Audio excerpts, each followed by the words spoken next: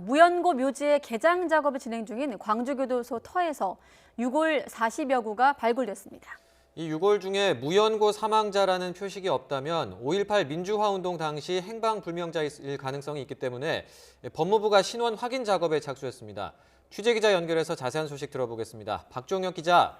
네, 전국부입니다. 네, 40여 구의 시신. 자, 우선 유골 발굴 소식부터 전해주시죠. 네, 옛 광주교도소 부지에서 시신 40여 구의 유골이 발굴됐습니다. 이 현장 취재에 따르면 이 유골은 콘크리트로 만든 통 안에서 한꺼번에 나왔다고 하는데요. 이 광주교도소 옛 터는 5.18 민주화운동 당시 행방불명자 암매장지로 추정되고 있는 곳입니다. 이곳에서는 지난 16일부터 연고자가 없는 무연분묘 개장 작업이 진행되고 있습니다. 이 분묘 개장 작업은 묘를 열어서 유골을 수습하는 절차인데요. 유골이 나온 곳은 법무부가 솔로몬로 파크를 조성하려는 부지입니다. 네, 그런데 이 유골들이 5.18 민주화운동과 관련이 있을 수 있다는 거죠? 네, 그럴 가능성이 있습니다. 이번에 개장 작업이 이루어진 무연분묘는 교도소 안에서 사망했지만 가족 등 연고가 없는 시신이 매장된 곳인데요.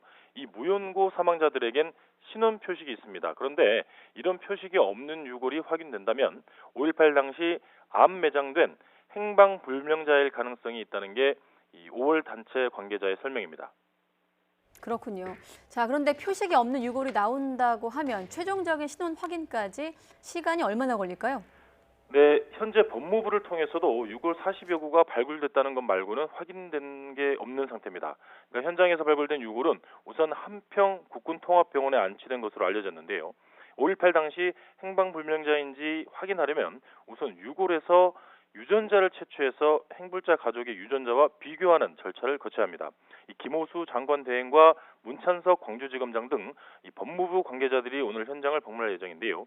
이 법무부는 무연고 유골이 옛 광주도 교도소에서 사망한 수감자인지 확인하는 대로 이 DNA 분석 등을 통해 정확한 신원 확인 작업에 착수할 방침입니다. 지금까지 전국부에서 YTN 박정혁입니다.